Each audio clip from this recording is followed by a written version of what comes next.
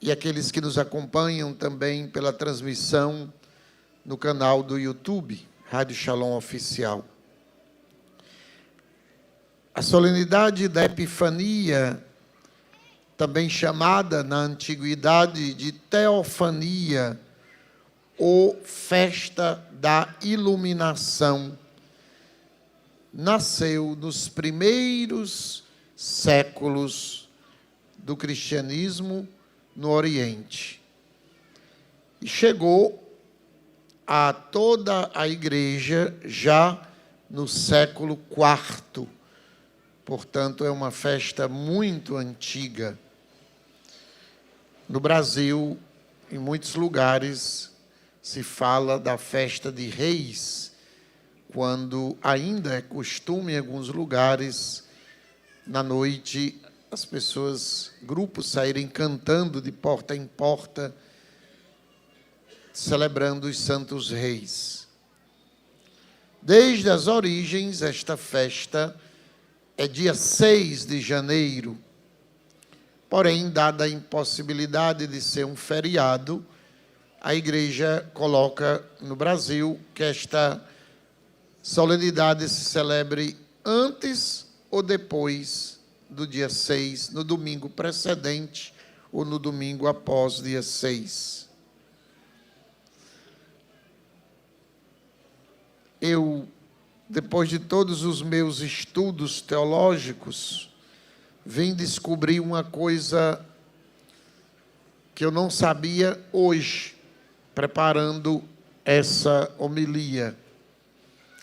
Quem faz a liturgia das horas, ou seja, os padres religiosos e consagrados que rezam a liturgia, as laudes, ou qualquer outra hora do dia, sempre, também na celebração de hoje, aparecem 3 elementos que eu não sabia por que tem esses elementos. E a gente deve ter sempre essa santa curiosidade de, quando não entender uma coisa, e estudar, né, e procurar saber.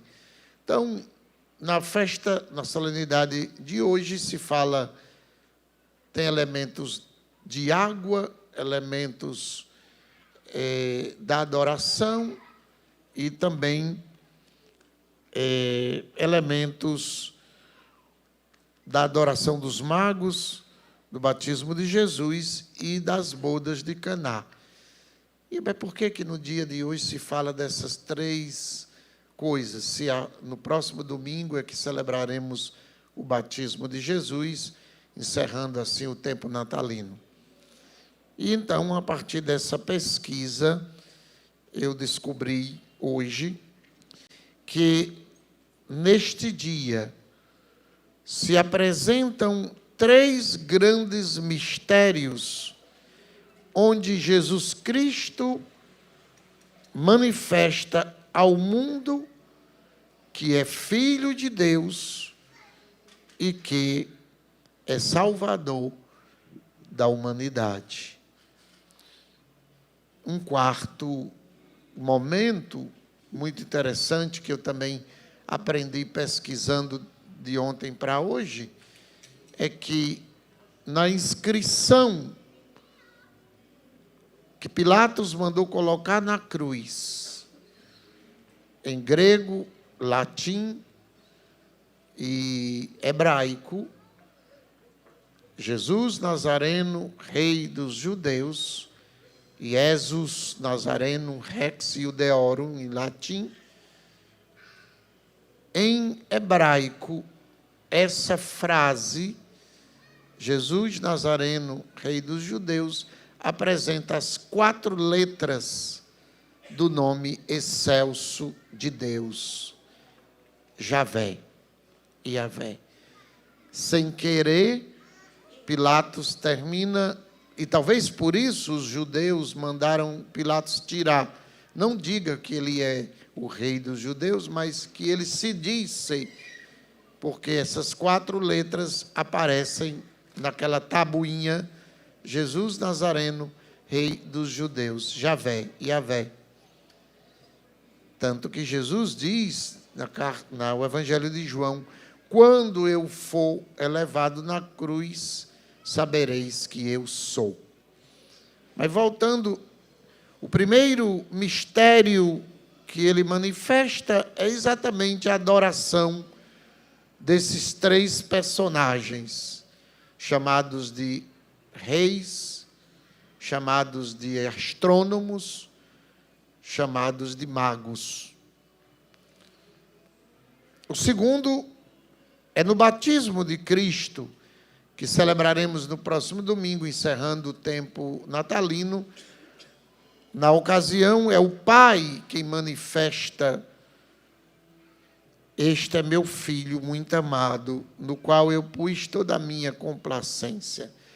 No primeiro, é uma luz de uma estrela que indica aos magos que aquele menino, de fato, é o Salvador. No segundo, é a própria voz do Pai. E o terceiro, nas bodas de Caná, a pedido de Maria, que antecipa a hora desta manifestação ao mundo, Jesus transforma água em vinho, manifesta de João a sua glória e os seus discípulos creem nele. Por isso, nessa mesma festa de hoje, de um modo especial para os nossos irmãos do Oriente, os ortodoxos e as igrejas que estão em união com Roma, para eles hoje é como o Natal é para nós. A festa natalina, como nós entendemos e celebramos, é mais romana, ocidental. Para os nossos irmãos do Oriente, esse dia é o dia da manifestação de Jesus ao mundo, como para nós é a noite de Natal.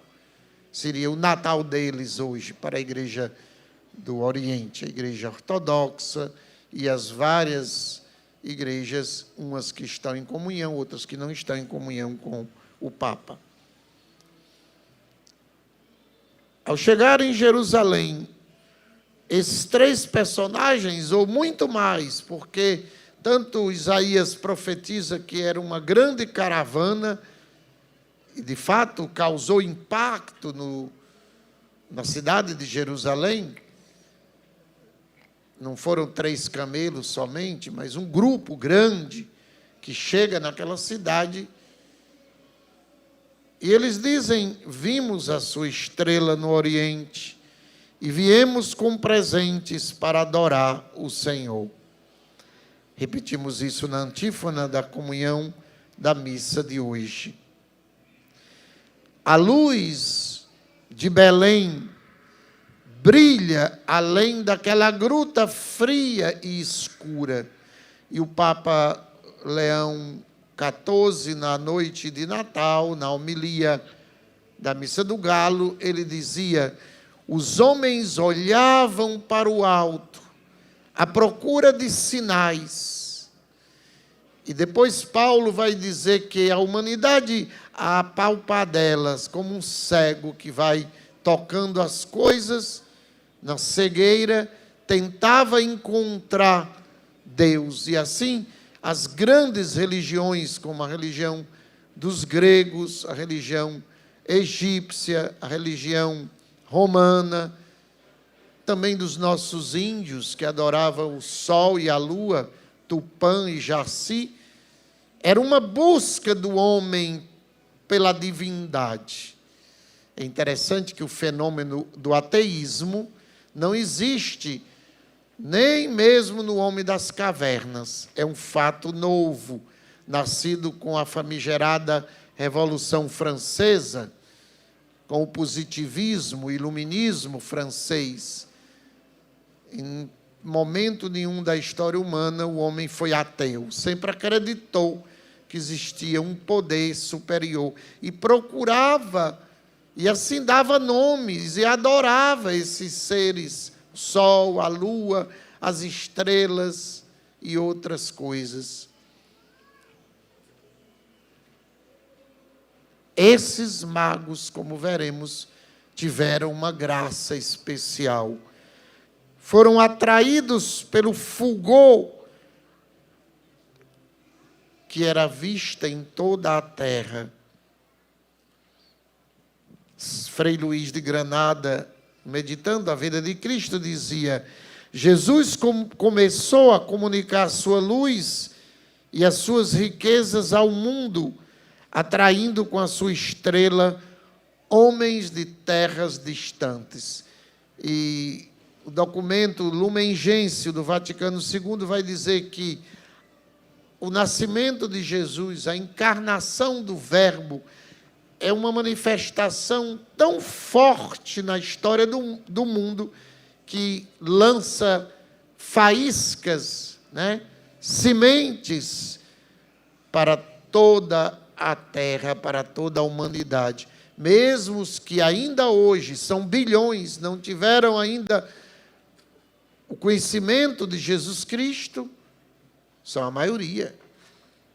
De alguma forma, na Índia, adorando aquele rio podre, ou o próprio rato como Deus, ou em tantas culturas, adorando ainda hoje seres, o homem está buscando a divindade, querendo Deus, buscando Deus, mesmo que não saiba e não conheça e não tenha tido a revelação do verdadeiro Deus. Epifania significa exatamente a manifestação de Cristo ao mundo. Nesta festa, que é uma das mais antigas da história da igreja, celebramos a universalidade da redenção. Cristo veio para todos, e todos precisam, todos têm o direito de conhecer Jesus. Se nós que o conhecemos não valorizamos, é problema nosso. É problema nosso. Mas todos, por isso os santos, como Paulo, como os apóstolos, como Francisco Xavier, Inácio de Loyola, como José de Anchieta e tantos outros, eram animados por este fogo, por este desejo de entrar. Imagine quem chegou aqui há mais de 500 anos atrás e foi entrando nestas florestas, como os jesuítas fizeram, para levar Jesus Cristo, para anunciar Jesus Cristo a pessoas completamente selvagens, que não sabiam nada daquilo que eles estavam anunciando, mas eles entraram, alguns foram mortos, martirizados, mas assim foi que o Evangelho chegou a cada um de nós. O desejo de manifestar Jesus ao mundo. Todo cristão, aliás, Jesus só deixou 2 mandamentos. O primeiro, amai-vos uns aos outros. E o segundo, ide pelo mundo e pregai o Evangelho a toda criatura. Não tem outra ordem de Jesus para nós no Evangelho, a não ser essas 2. Amem a Deus sobre todas as coisas, ao próximo como a si mesmo. Ide pelo mundo e pregai o Evangelho a toda criatura. Nós devemos estar imbuídos desta missão, incansáveis, dar a vida por esta missão. Por que que alguns de nós fomos chamados para a comunidade de vida da comunidade Shalom? Por que que alguns de nós fomos chamados a uma consagração na comunidade de Aliança Shalom? Mas independente de estarmos em uma comunidade com uma consagração de vida, todos os batizados são chamados a manifestar a luz do Evangelho, a levar a luz do Evangelho, ao ponto de Paulo dizer: ai de mim se eu não anunciar o Evangelho, ai de mim se eu não evangelizar, triste de mim se eu terminar meu dia sem falar de Jesus, triste de mim se eu acabar o meu dia, mesmo tendo feito coisas boas, mesmo tendo anunciado coisas boas, Mas se eu não falar, pelo menos para uma pessoa de Jesus, ai de mim se a minha rede social está à disposição de futilidades, se eu não uso os meios que eu tenho para, de alguma forma, chegar ao anúncio do Evangelho, para que alguém desperte para a evangelização. É uma vida perdida.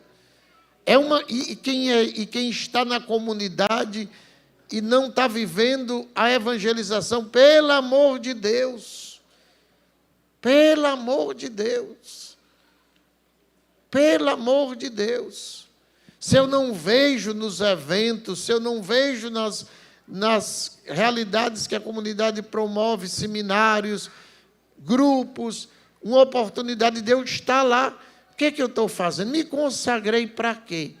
É por isso que muitos de nós, depois de um tempo, perdemos. Vamos embora, vou sair da comunidade. Porque não tem sentido. E graças a Deus que você saiu. Graças a Deus você foi-se embora. Porque não tem sentido eu estar dentro da comunidade se eu não evangelizo. É incoerente. Não tem sentido. Eu dei minha vida para levar Jesus Cristo aos outros. Digo isso para todos, porque todos os cristãos, ao serem batizados, foram imbuídos dessa missão. Ide pelo mundo e pregai o Evangelho. Isaías, na leitura que ouvimos hoje, diz: levanta-te, resplandece, Jerusalém. Levanta, se ergue da tua preguiça espiritual, sai do teu marasmo, sai da tua paralisia, levanta, resplandece, porque chegou a tua luz e a glória do Senhor nasceu sobre ti. Porque eis que as trevas cobriram a terra e a escuridão os povos. Meu Deus do céu, na noite de Ano Novo, uma boate lotada de jovens na Suíça, cada um com uma garrafa de champanhe com um fogo aceso na tampa, pulando e dançando, celebrando a passagem do ano, sem lembrar que acima deles estava um material que bastava uma faísca. Pegou fogo, como aconteceu no Brasil, naquela boate nossa. 47 jovens. E eu fui atrás do perfil desses jovens. Jovens de alta classe social, jovens que tinham um futuro no mundo. Um deles, que está causando mais comoção na Itália, 16 anos, era um grande tenista. Jovens ricos foram queimados de tal modo que as autoridades disseram para a família: levarão meses e meses para podermos saber quem é quem e dar os corpos para vocês sepultarem.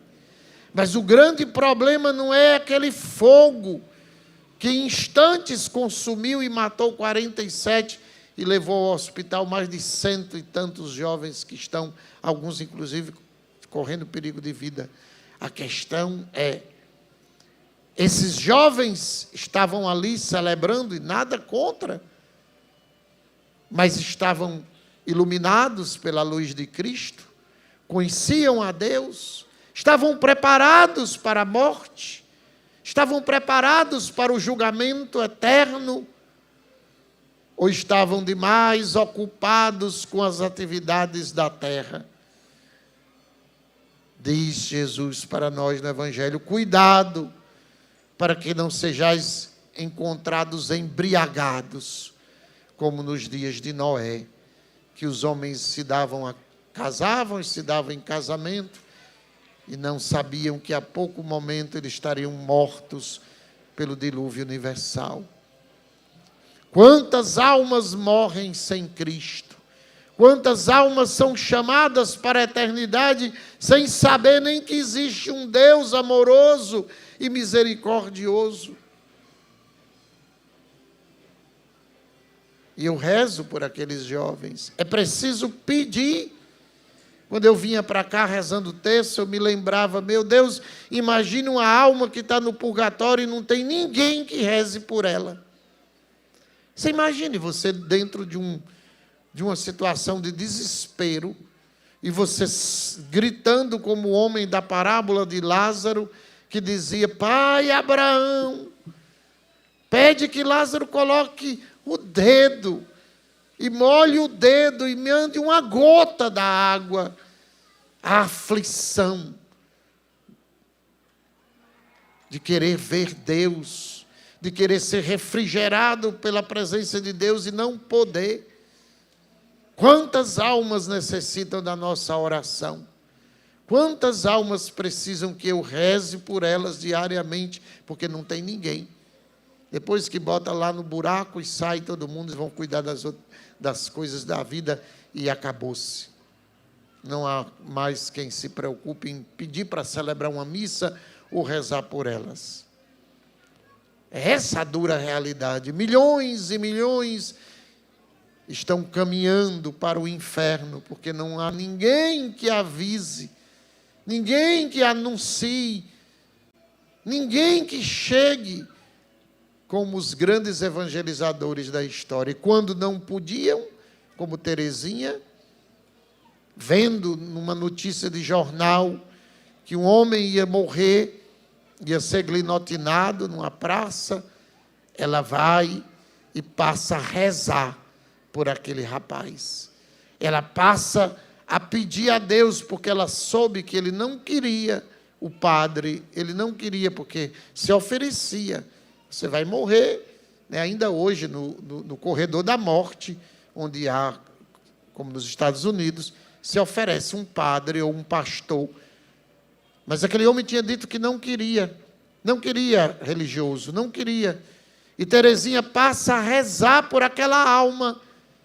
E qual não foi a sua surpresa quando ela, escondida do pai, lê no jornal do dia da execução que aquele homem, antes de morrer, olhou para o sacerdote, pediu a cruz e beijou a cruz. E Teresinha viu naquele sinal, minha primeira alma, conquistada para o céu pelas minhas orações e sacrifícios. Isto é amor. Teresinha não conhecia aquele homem, não sabia quem era, mas o adotou em suas orações e o salvou. Os magos que aqui aparecem representam os três continentes daquela época, a Ásia, a África e a Europa. Por isso que, folcloricamente, um é negro, representando a África, o outro representa a Europa e o outro tem os olhinhos puxados, representando a Ásia, né? Que era, digamos assim, o mundo conhecido da época. Representam todas as nações que precisam, dizia o Papa Leão, não mais olhar para as estrelas do céu, mas olhar agora para esse menino, olhar para baixo, contemplá-lo dentro de uma gruta. É muito interessante que lá, ainda hoje, em Belém, eu já tive a oportunidade de ir algumas vezes, quando você desce para a gruta, ainda hoje, você tem que se abaixar para contemplar o menino Jesus. Você tem que se ajoelhar, você tem que baixar a vista para o lugar onde está aquela estrela de 14 pontas, onde nasceu Jesus. É preciso a humildade de se abaixar. Aliás, já começa na porta da igreja de Belém, que é feita de um modo que, para entrar, se deve se abaixar. A porta é baixa, historicamente, para evitar que se entrassem os vândalos com cavalos e profanassem, então fizeram a porta baixa. Mas hoje tem um significado da humildade, de se abaixar para encontrar o Salvador. Eles deram 3 presentes: o ouro, que aqui representa o melhor da nossa vida, que é a nossa juventude. Quem é jovem aqui? Quem é jovem aqui? Até 28, 30 anos. Balança a mão. Quem é jovem? Até 30 anos. Vamos estender até 30, né? Ai, padre, eu sou jovem de coração. Tá bom. Mas aqui é jovem mesmo, né? Até nós já tivemos esses melhores anos da nossa vida. Os melhores anos da nossa vida, o ouro da nossa vida precisa ser consagrado. Não tenham medo, dizia o Papa João Paulo II. Jovens, não tenham medo de ofertar a vida a Cristo. O melhor, o ouro. E o incenso representa aquela idade já não tão jovem, né? A idade adulta. E, por fim, a mirra representa a última etapa da nossa vida.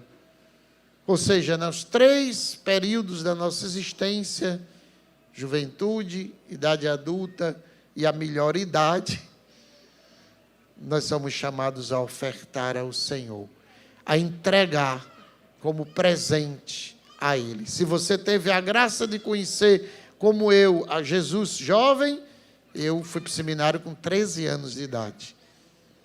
Glória a Deus por isso, não me arrependo. Outros já chegaram um pouco mais tarde, mas não importa. O importa é que o hoje da nossa vida seja ofertado ao Senhor. São Leão Magno, falando num dia como hoje, diz que os magos deixaram-se guiar por um fulgor diferente, uma estrela que brilhava diferente. Estrela mais clara, diz São Leão Magno, e mais brilhante que as outras. De tal modo que essa estrela atraía os olhos e o coração de todos os que a contemplavam, para mostrar que não podia carecer de significado uma coisa tão maravilhosa. Nós nos deixemos atrair pela luz de Cristo. Nos deixemos guiar pela luz de Cristo. Vimos a sua estrela e viemos adorá-lo. E aqui, meus irmãos, nos fala o grande São Bernardo. Devemos pensar, dizia São Bernardo, que ao mesmo tempo eles foram iluminados por uma graça interior, porque ninguém vai sair atrás de estrela, ninguém é doido, né? Eles deixaram a família, não era fácil, não era pegar um avião da Latam e sair, não. Uma viagem daquela precisava ser planejada, precisava ter dinheiro. Eles empenharam tudo naquela viagem. Ou seja, uma graça, diz São Bernardo, interior, que os fez levantar-se e pôs-se a caminho. Quem os guiou? Pergunta São Bernardo. Aquele que os instruiu. E quem os advertiu externamente, por meio de uma estrela, foi o mesmo que os iluminou no íntimo do coração. Nós não podemos deixar de permitir que Deus ilumine. Nós estamos num mundo de trevas, não nos enganemos. Nós estamos num mundo escuro, num mundo totalmente escuro, de trevas. É preciso deixar que a luz de Jesus, não a luz de uma ideologia, não a luz de uma ideologia qualquer, mas a luz de Cristo ilumine a minha vida. E não ter medo de seguir esta luz. Não ter medo de empenhar a vida. Não ter medo até de deixar coisas e pessoas. Eu estou na comunidade Shalom há vou fazer 37 anos. Claro que eu deixei coisas e pessoas, mas quando eu olho para trás, onde estão essas coisas e pessoas? Tem uns que nem falam nem comigo mais. Aquilo que você deixou para trás nem vale a pena mais. Não vale a pena. Não vale a pena. Cristo, sim, vale a pena. Termino com uma frase, oração de São José Maria Escrivá. Ele diz: meu Senhor Jesus, faça que eu sinta e aprofunde de tal modo a tua graça que esvazie o meu coração, para que o preenchas tu, meu amigo. Quem é Jesus para nós? Podemos também dizer, como este santo, meu amigo. Tu, meu amigo, meu irmão, meu rei, meu Deus, meu amor. Que Deus nos dê a graça de permitirmos que Ele realize em nós esta graça e que sejamos como os magos incansáveis em procurar Jesus todo dia até encontrá-lo. Sugestão, não sei se ainda existe na plataforma do YouTube, procure assistir, se tiver lá, O Quarto Rei Mago. Eu assisti esse filme algumas vezes na vida. O Quarto Rei Mago. É uma pérola, né, do cinema, que faz aí uma história sobre um quarto, uma figura fictícia de um quarto rei mago, que perde o encontro com os outros três, chega atrasado, os outros vão na frente e ele vai atrás, só que não vou contar o filme, né? O Quarto Rei Mago. Vale a pena, sem desistir, né? Até quem puder dar uma olhada aí no YouTube, olha se tem O Quarto Rei Mago. Se existir, assista. Vai ser muito bom para a sua alma você assistir. Olha aí, Delne, se está aí. Né? O Quarto Rei Mago no YouTube, se ainda existe esse filme.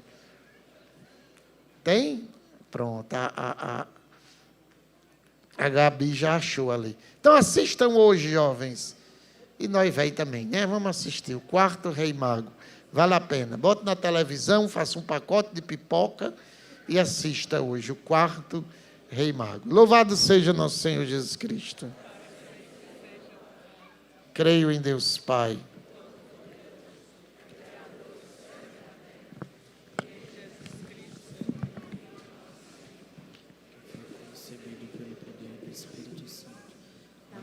Da Virgem Maria, padeceu sob Pôncio Pilatos, foi crucificado, morto e sepultado, desceu à mansão dos mortos, ressuscitou ao terceiro dia, subiu aos céus, está sentado à direita de Deus Pai.